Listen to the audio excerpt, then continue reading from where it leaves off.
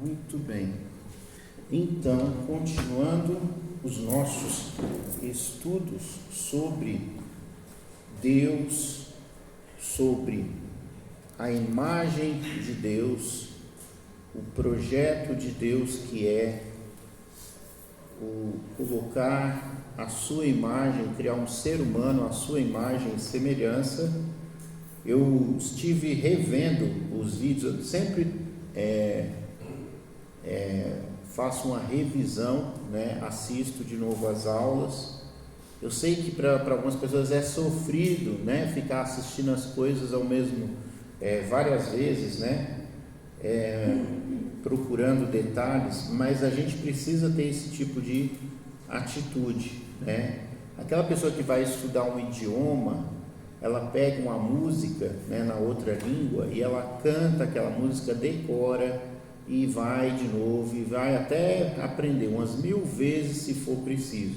E isso se a pessoa quiser realmente aprender.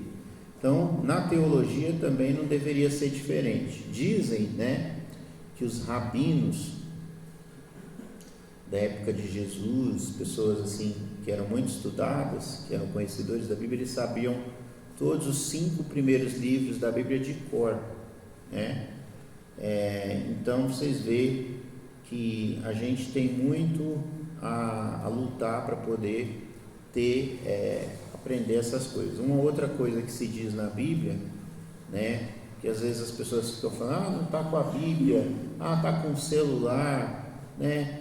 A Bíblia ensina que a Bíblia não tem que estar nem no celular, não vai adiantar, irmão, por causa que é gelada, obrigado, nem no celular, nem debaixo do braço, né? A Bíblia fala o que? Escondi a tua palavra no meu coração para não pecar contra ti.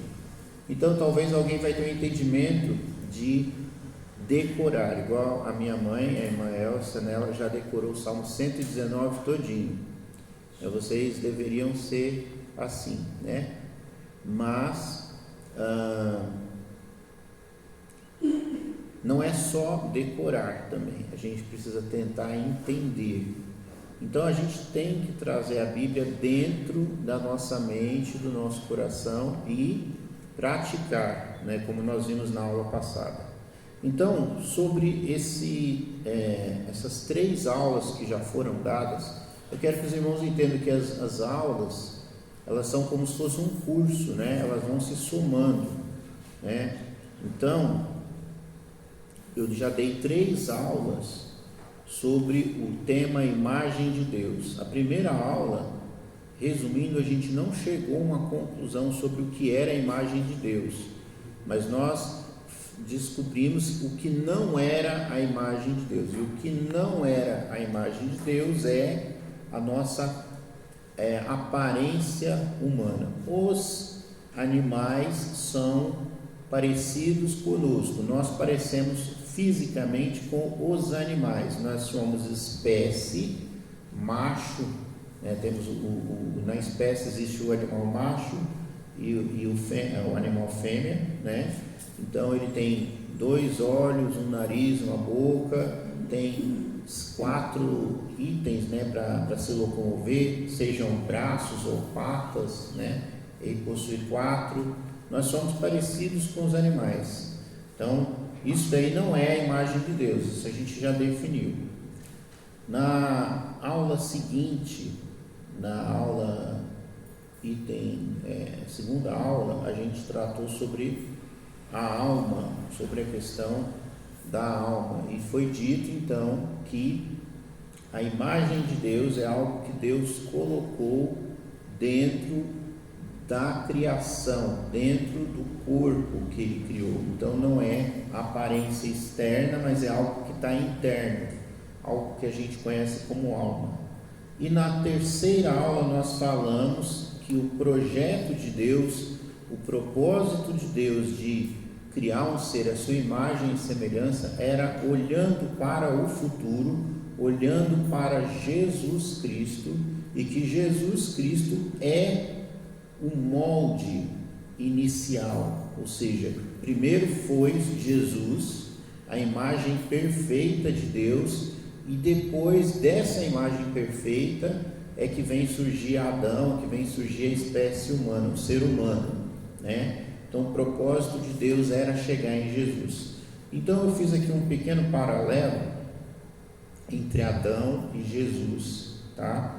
Adão, então, ele viveu ali, foi criado, foi colocado no jardim do Éden, e ele era como uma criança, era com um período de inocência.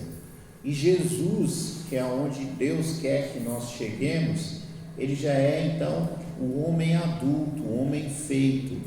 Ele não é aquela parte ali da inocência que não conhece nem o bem nem o mal, mas ele, conhecendo o bem e o mal, ele tem controle sobre essas coisas. Então é um período de santidade, é um homem adulto, certo? Mas é um homem responsável e é um homem correto, né? Então é o propósito de Deus, que todos nós sejamos segundo a imagem de seu filho, não como Adão, que era uma criança, né, inocente, que errou, que caiu, mas como Jesus, que mesmo com todas as tentações não errou, não caiu e fez a vontade do Pai.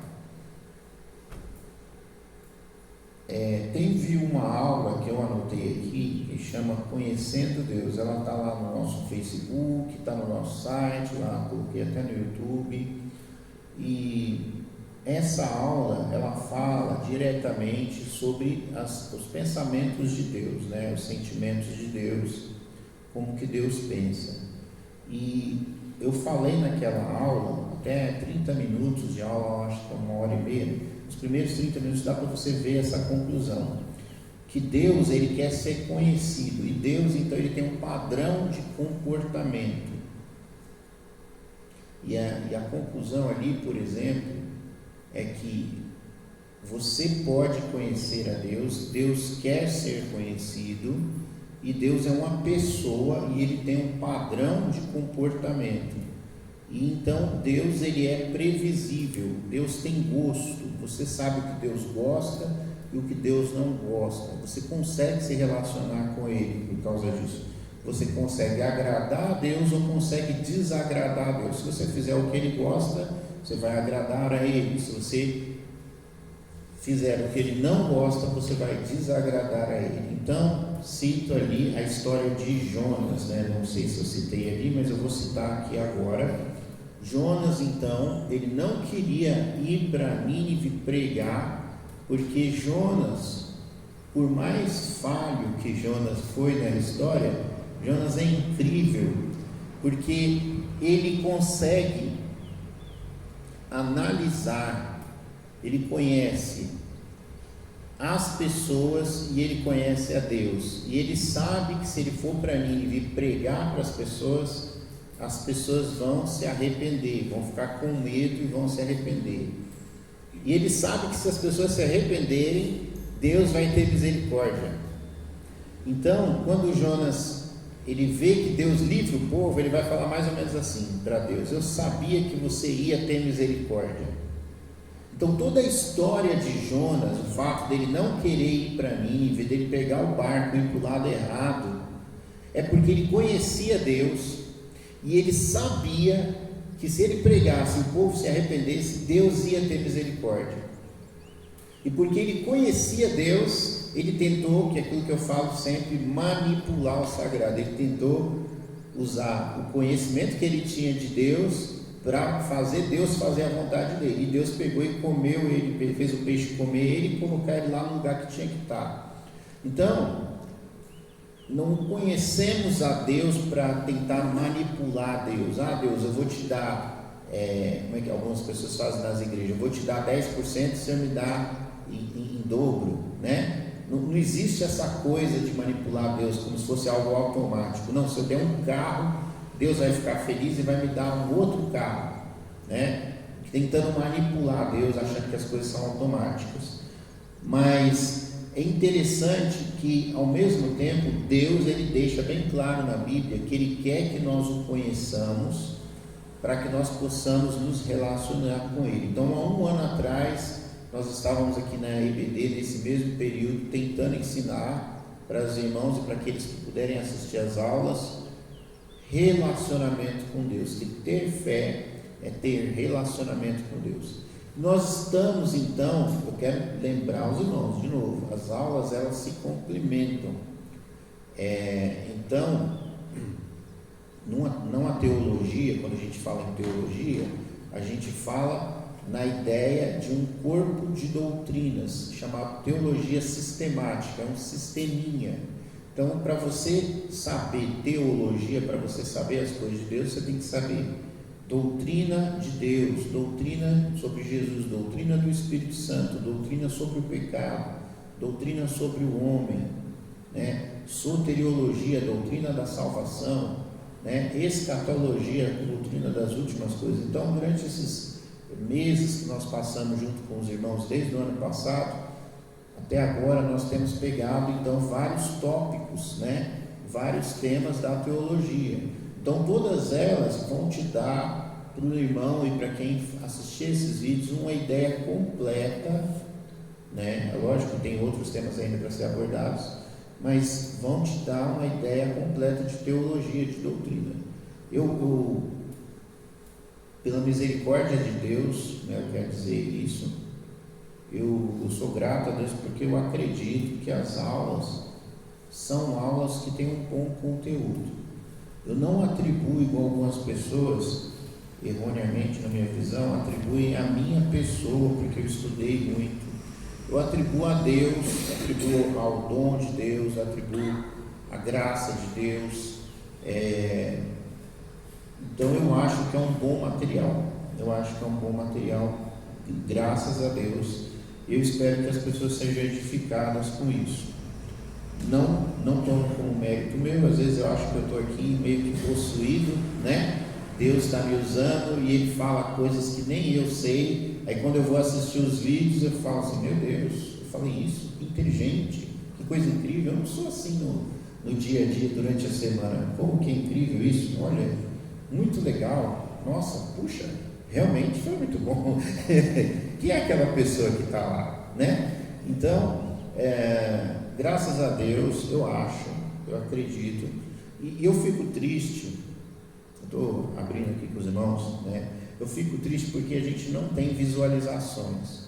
Eu sempre tenho na minha cabeça aquele negócio, se fosse um cara com um terno, se fosse um cenário, né? Se fosse um cara com cabelo, né? Se fosse uma pele mais clara, sabe, com os dentes, o sorriso mais bonito, bem feito, não os dentes todo tortos, né? Com a voz mais bonita, eu acredito que ia ter mais visualização. Mas as coisas boas, né? As coisas boas, elas parecem que ficam meio difíceis. Se a pessoa quiser realmente, ela vai ter que suportar, né? Tá lá no cantinho da Zona Sul de São Paulo, tá lá com aquele carinha carequinha, né? Ali moreno, com aquela voz ali, com aqueles cacoetes, né? Com aqueles todas as coisas das imperfeições, né? E apesar disso, é um material que eu acho muito bom, né? Então, sem mais, vamos entrar então, e eu espero que novamente seja uma aula muito boa. Vamos entrar então nessa questão aqui que a gente tem estudado. Eu não sei como que eu vou chamar essa aula. Eu fico tentando fazer com que as aulas, os títulos, os temas, que eles se encaixem de alguma coisa. Eu não sei se a gente poderia falar sobre detalhes, sobre... Eu não sei, vamos estudar aqui, talvez depois venha alguma ideia de como que seria o título dessa aula. Bom, nós vimos então que Deus, Ele criou tudo o que vive, e para tudo o que vive, quer seja o ser humano, quer seja o animal, Deus chamou de ser vivente, aquilo que respira, como nós vimos no hebraico, Eu não escrevi tudo porque eu tento não dificultar as coisas, mas lá no hebraico tem uma palavrinha chamada nefesh, que significa, como eu falei, eu não gosto desses microfones porque eles ficam falhando, né? Então, já começou a fazer os ruidinhos. A palavra nefesh, que significa respiração, que significa aparelho respiratório. Então, todo ser que respira é alma vivente, ou seja, ser respirante, que é nefesh, que é a respiração, e hayah, que é vida. Então, é o ser que respira, ser respirante, alma vivente, ser vivente. Tem várias formas da gente traduzir, seja ser humano ou seja animal. Então nós estamos diante aqui desse versículo de Jó 12:10, que fala: na sua mão está a alma de tudo quanto vive, e o espírito de toda a carne humana. Então eu tenho abordado o pensamento oriental e tenho tentado explicar, e aqui eu vou tentar explicar um pouco da hermenêutica que a gente deve usar na Bíblia. O que acontece? Nós ocidentais, nós, pessoas do Ocidente, nós temos uma mania, tá?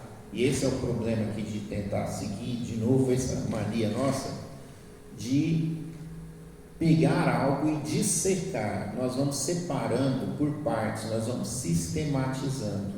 Então nós queremos que cada coisinha seja uma coisinha, e nós queremos organizar assim. Isso é o nosso mundo.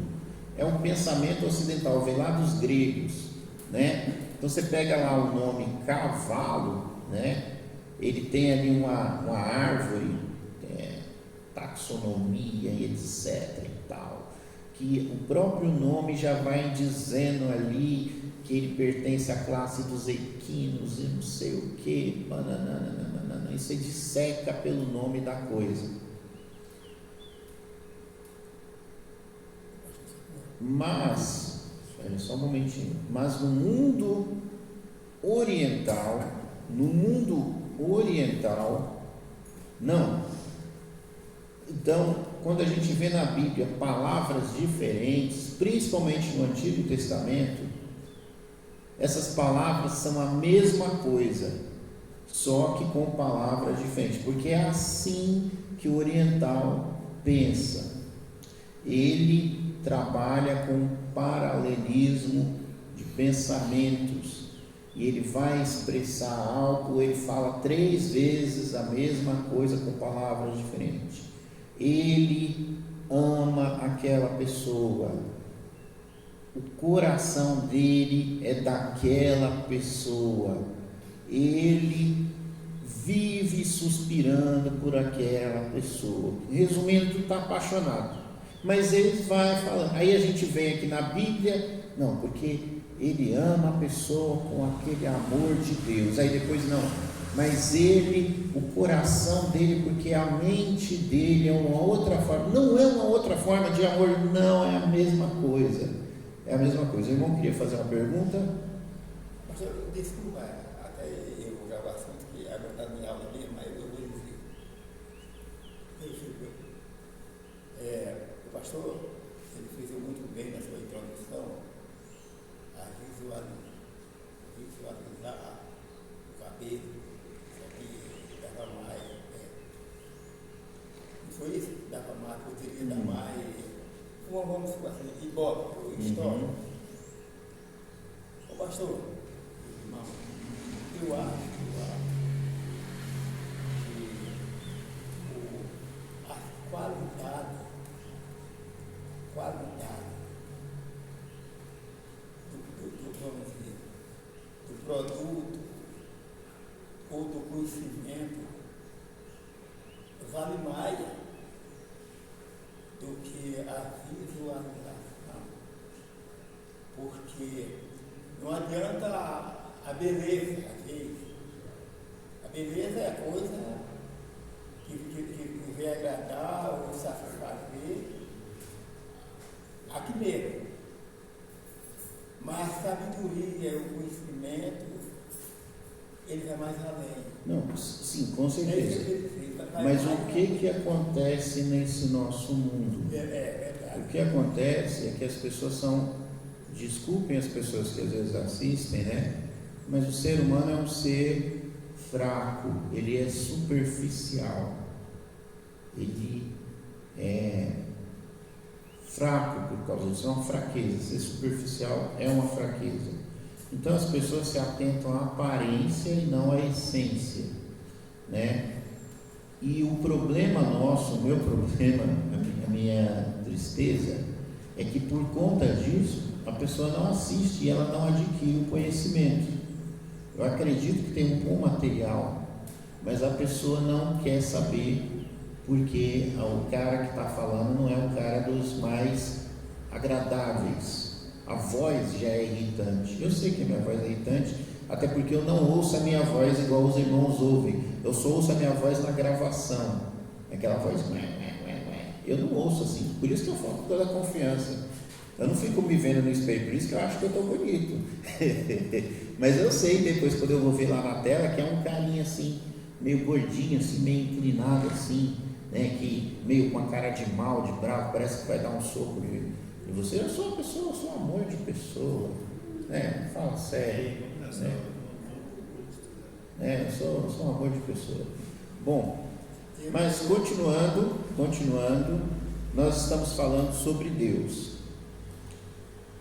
E o pensamento oriental, ele pega palavras diferentes para dizer a mesma coisa. Então, nesse texto aqui só está dizendo uma única coisa: que Deus é o Pai de tudo quanto vive, que tudo quanto vive está nas mãos de Deus, e todo o espírito de toda a carne, inclusive de animais, mas principalmente da carne humana, do ser humano. Ponto. Certo? Então, tudo que vive, vive porque Deus colocou nele a alma, o espírito. Como eu falei, o paralelo, são palavras diferentes para descrever a mesma coisa. Salmos capítulo 104, versículo 30. Envias o teu espírito e são criados, e assim renovas a face da terra. Independente do contexto, tem uma coisa em teologia que chama ali a atenção no momento da criação. Quando Deus cria, Ele chama a natureza a participar, e Ele fala: produzam as águas seres viventes, cardumes e enxames. E quando Deus vai criar o ser humano, Deus faz, a gente tem um texto que mostra o detalhe da criação do ser humano, como Deus faz ali o corpo, e ali Deus sopra na narina e coloca ali o fôlego de vida. Mas para todos os outros seres que têm fôlego de vida, Deus chamou a existência e Ele ordenou: produzam então as águas, produza a terra, plantas, animais. Deus fez aquele lote, Ele fez de uma vez: apareçam seres viventes, brote da terra as plantas. Ele dá uma ordem, essa ordem vai, e então, como uma palavra que carrega um poder, e ela penetra. Estou escrevendo só para a gente ter uma ideia, não quer dizer que é assim, é só questão de didática. Ele declara e dá aquela ordem, e brota então da terra as coisas vivas, animais, plantas, peixes, aves. Mas na hora de criar o ser humano, a Bíblia dá um enfoque especial, existe aquele detalhe, e aí parece que o ser humano é muito diferente, mas não é isso que a gente tem na conclusão quando se diz que tudo é ser vivente. Então, apesar do processo ser diferente, o resultado é o mesmo: ser vivente. Fato. Ponto. Indiscutível. Mas a criação, sim, ela é diferente. Por que essa parada, esse detalhe, esse foco na criação do ser humano? É muito interessante, e a gente vai ver algumas coisas sobre isso. Deus, ele diz num versículo lá no Gênesis, que ele criou macho e fêmea, homem e mulher os criou. Depois ele mostra que a criação do homem e da mulher, no detalhe, né, fora daquele resumo, é então detalhado que o homem foi criado primeiro. E é muito interessante porque Deus, olha só como eu estou abordando as coisas, presta atenção. Deus criou os animais, criou as plantas. Deus disse: produzam a terra, as águas, seres vivos. Não tocou, não chegou perto. Na hora de criar o homem, fez um bonequinho de barro. Dá a impressão de que Deus está pegando com a própria mão dele, fazendo o boneco de barro, e ele sopra no nariz. Isso é a criação do homem, mas a criação da Eva não foi assim. Para Deus criar a mulher, ele não pegou um outro boneco de barro e soprou. Aí eu pergunto, bom, se Deus colocou o espírito somente no homem, na hora de criar a mulher ele não colocou o espírito, então a mulher não tem alma, não tem espírito, né? Mas o que acontece? Acontece que assim como a primeira parte da criação, que Deus criou os animais, quando Deus foi criar a mulher, ele pegou da costela de Adão, e naquela costela de Adão já tinha o elemento carne, o elemento material e aquele elemento imaterial, que a gente já abordou, que Deus, ele não é um ser desta nossa realidade material. Deus não é barro, Deus não é pedra, Deus não tem mão, não tem olho.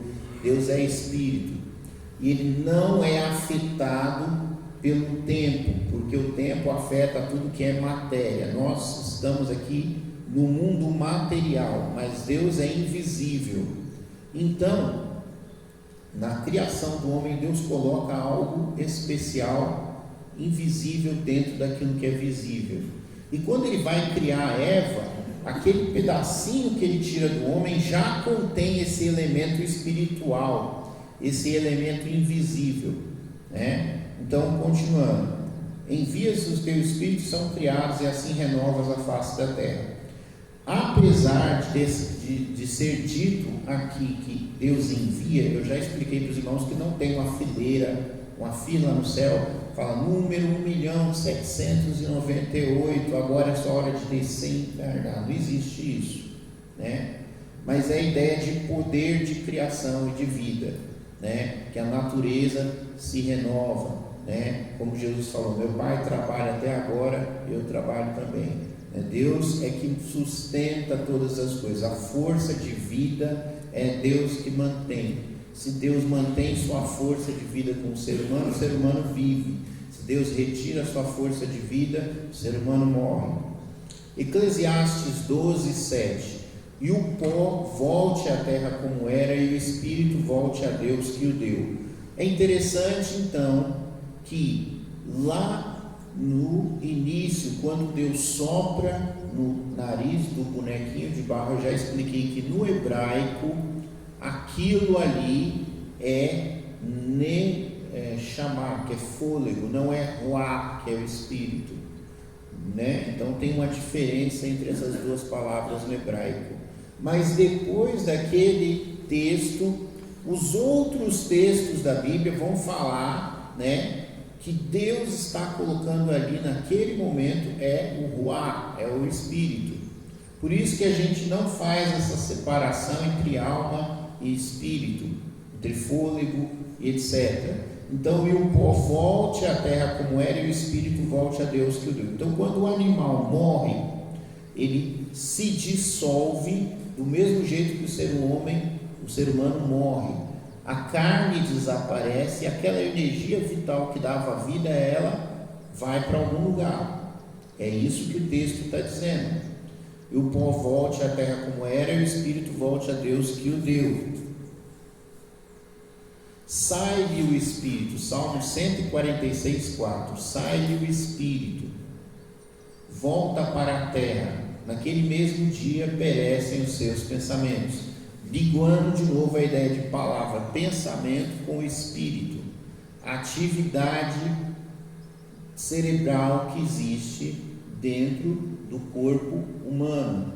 A atividade cessa, porque essa atividade ela existe aqui como interação entre os dois realidades, a imaterial e a material, né? As duas coisas estão ali acontecendo juntos. Eu sei que é complicado, mas a gente vai tentando descomplicar depois com o tempo. Porque assim como o corpo sem o espírito está morto, assim também a fé sem obras é morta. O corpo humano sem o espírito, ele está morto. Com o espírito, ele está vivo.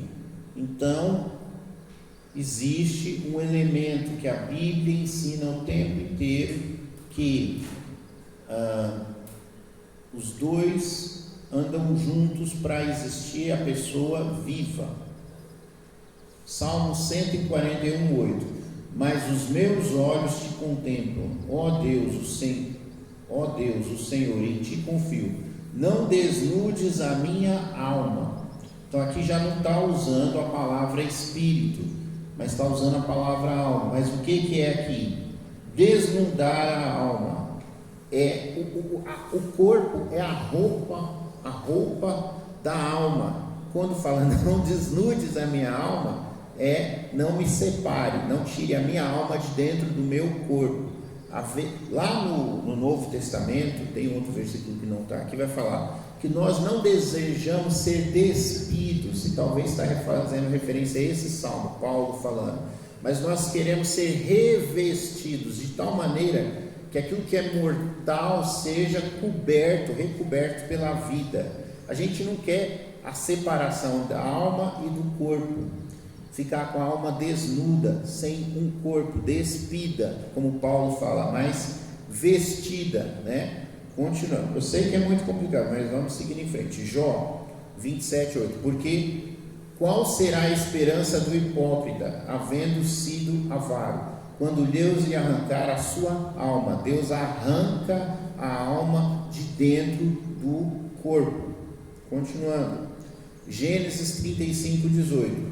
E aconteceu que, saindo-se-lhe a alma porque morreu, então a Bíblia é muito bem explicada, né? Ela chamou o seu nome Benoni. Eu sei que às vezes você vai encontrar aqui, entre parênteses, uma anotação minha, mas nesse parênteses aqui não é uma anotação minha, você encontra na sua Bíblia desse mesmo jeito. E aconteceu que, saindo-se-lhe a alma, não é o espírito, é a alma, como eu já disse, tanto faz chamar um outro, porque morreu. Ela chamou o seu nome Benoni, mas o seu pai chamou-lhe Benjamim. Então vamos lá, Gênesis 35, 18. Saindo a alma, morreu. O corpo sem o espírito está morto. Mesma coisa, a mesma situação, só que está usando a palavra diferente.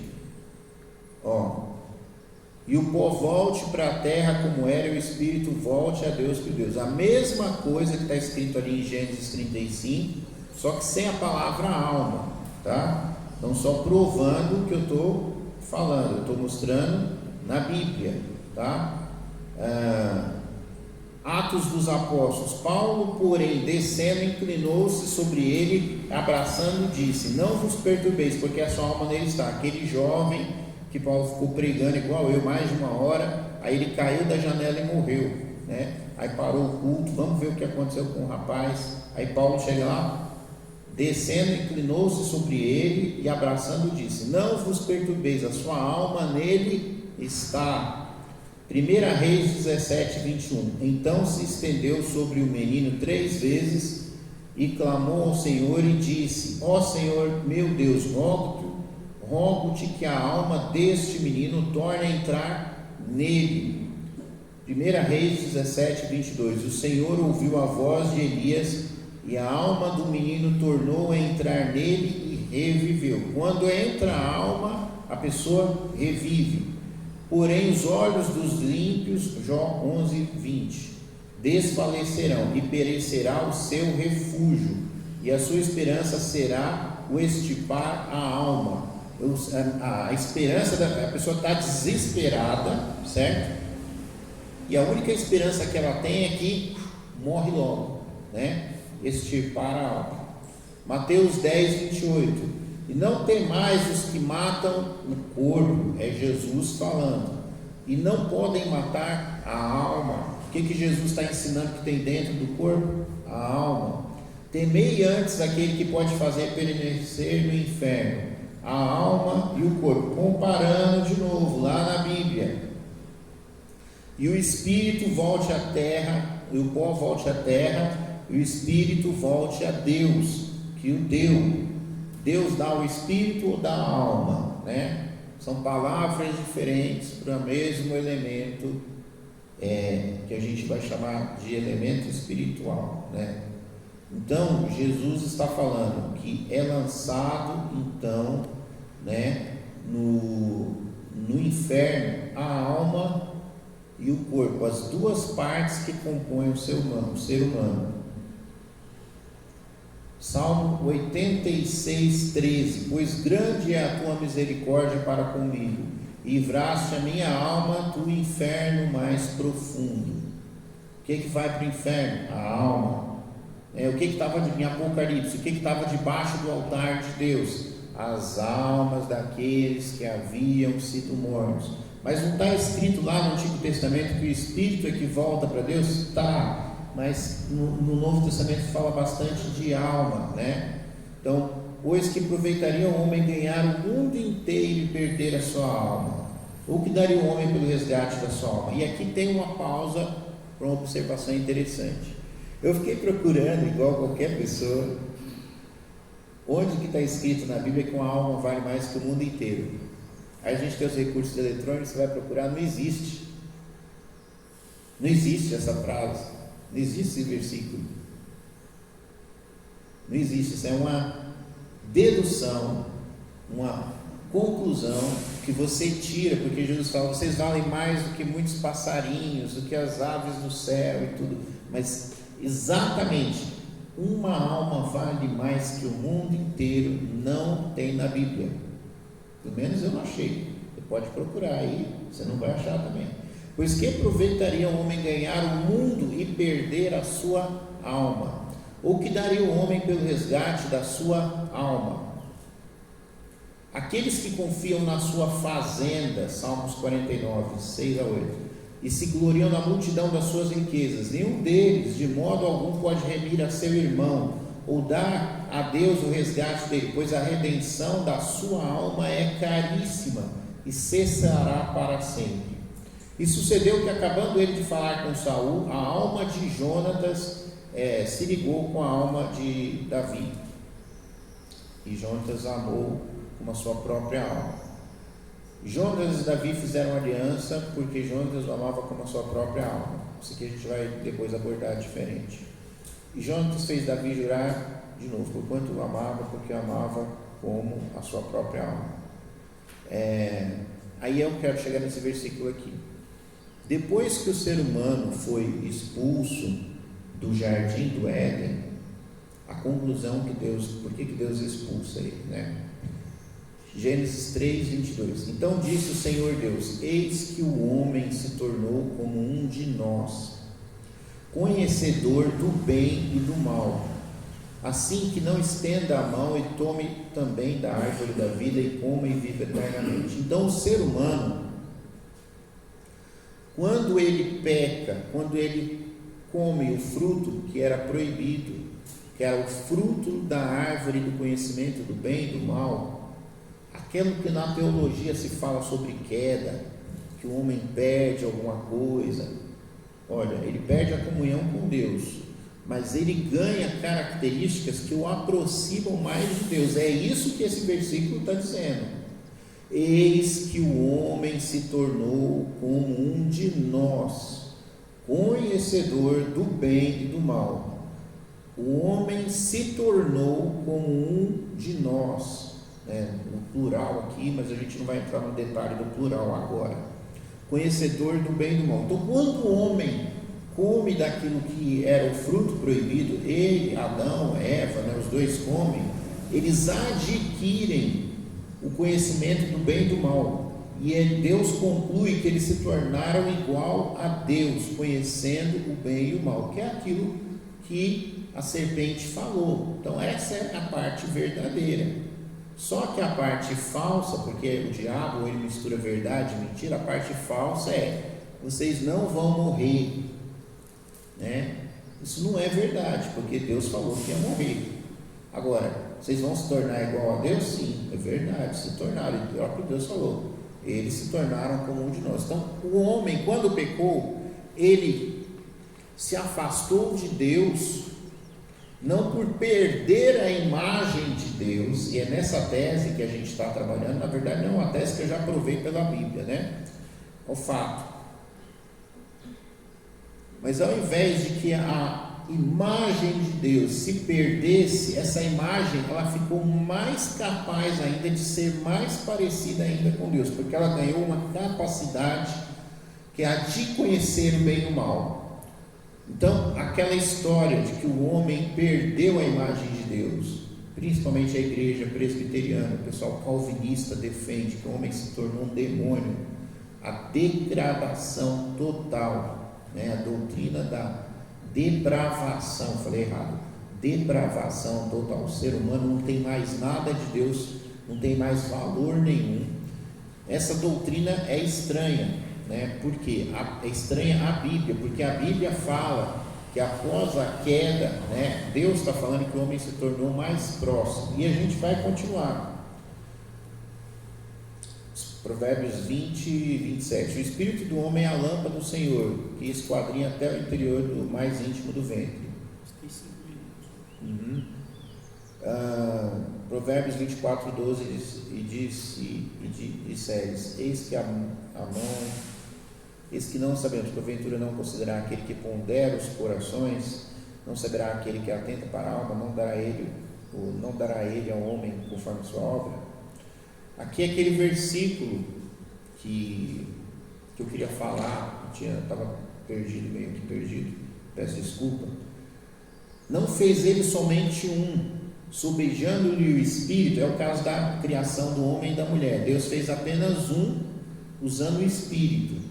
Quando ele foi criar a mulher, ele tinha que ter criado, pela lógica, né, um outro bonequinho de barro e colocado mais no espírito, mas ele pegou de um e ele criou a mulher. E está falando aqui que sobrava espírito para Deus. Por que ele foi econômico nesse momento? E usou o espírito que já estava em Adão, né? Então, eu quero dizer com isso que o espírito ele se multiplicou, ele se aumentou. Deus aumentou, mas é um mesmo espírito. Então, o espírito humano, a imagem de Deus que Deus colocou lá no Adão, ela é a mesma. Então o seu corpo, a sua aparência pode ser diferente, mas a sua essência é aquela original que foi colocada dentro de Adão e de Eva, por consequente, né? Porque é o mesmo espírito. Mas a gente vai ver isso com mais detalhes quando tiver tempo. Ele buscava a semente piedosa, vamos passar. Quem derramar o sangue do homem, pelo homem o seu sangue será derramado, porque Deus o fez conforme a sua imagem. Gênesis 9:6. Então Deus, depois que o homem pecou, Deus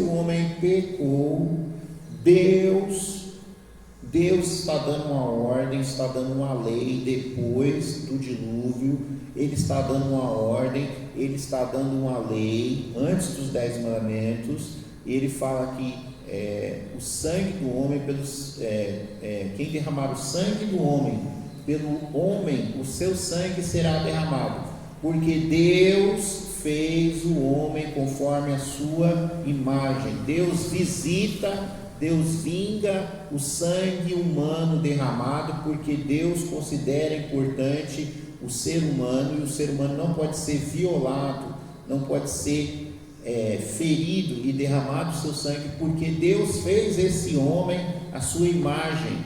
Então o próprio Deus está falando, depois da queda, depois de Adão e Eva serem expulsos, que o ser humano ainda tem a sua imagem. Está escrito aqui em Gênesis 9, e está escrito no Novo Testamento também, Tiago 3,9. Com ela, a língua, bendizemos a Deus e Pai, e com ela amaldiçoamos os homens feitos à semelhança de Deus. Não é para amaldiçoar, porque foi feito à semelhança de Deus. Então eu estou mostrando essa doutrina para os irmãos, explicando que o ser humano foi criado à imagem e semelhança de Deus. Ao invés dele perder a imagem e semelhança, ele mantém, e ele ainda ganhou uma proximidade maior, porque ele recebeu o conhecimento do bem e do mal. E nós estamos explicando que isso tudo é aquilo que vai dentro do corpo de barro, que é o espírito humano, que é a alma humana. E a gente então esteve abordando isso, que quando a pessoa morre, aquele espírito, aquela alma, aquela parte que Deus colocou dentro do ser humano, que Deus fez quando Deus criou o ser humano, ainda que lhe sobrava espírito, na hora de criar a mulher, ele criou, ele multiplicou aquela alma, aquele espírito. Quando ele tirou um pedacinho da costela e fez aquela costela virar um bebezinho, depois crescer e virar uma mulher, né? Aquilo dali contém, aquele pedaço de carne contém o espírito. Deus não colocou um ovo espírito, ele usou de uma maneira econômica o mesmo espírito, a mesma imagem de Deus. A imagem de Deus é algo que nós trazemos interno, não tem a ver com a nossa aparência, né? Tem algo que está interno, que depois que a gente morre, ela continua do outro lado. Então, quando um pai tem um filho, é aquela aumentar, não, o espírito, Deus não coloca o espírito na hora que a criança está sendo concebida. O próprio ser humano, a própria criação, assim como lá em Gênesis, Deus chamou a terra a criar o ser humano, as águas a criar os peixes, a terra a produzir as plantas, o próprio ser humano traz esse poder criador. É lógico que a gente leu textos que falam que Deus é que cria todo homem, que Deus é que cria, falou para Moisés, é Deus, eu que faço o surdo, sou eu que faço o mudo. Deus vai dizer que é Ele que faz, porque é Ele que fez no começo, certo? Mas não quer dizer que Ele está criando a pessoa propositadamente, mas quer dizer que Ele, em potencial, quando Ele já criou o ser humano, é Ele que criou. Então, o homem, quando o homem e a mulher casam e têm um filho, é o aumentar do corpo físico, é o aumentar do espírito que Deus colocou lá. Deus não está mandando lá do céu o espírito, agora desce e encarna. Por isso que eu expliquei em uma das aulas que eu nasci, eu passei a existir lá nos 8 meses, 9 meses antes da minha data de nascimento, quando eu fui concebido, porque antes eu não existia. Eu não vim lá do céu e encarnei. Deus não mandou uma alminha descer e encarnar. O único que encarnou desse jeito foi Jesus, porque Jesus já existia, agora eu não existia. Eu surgi a partir daquele momento que as duas células se ligaram e aconteceu aquela coisa que Deus já tinha preparado desde a criação. Então nós vamos encerrar a aula por aqui. Infelizmente não vai dar para a gente ficar fazendo, esclarecendo dúvidas, mas os irmãos assistam os vídeos de novo, tragam as perguntas. A semana que vem eu prometo que eu vou dedicar só para responder perguntas. Então, por enquanto é só.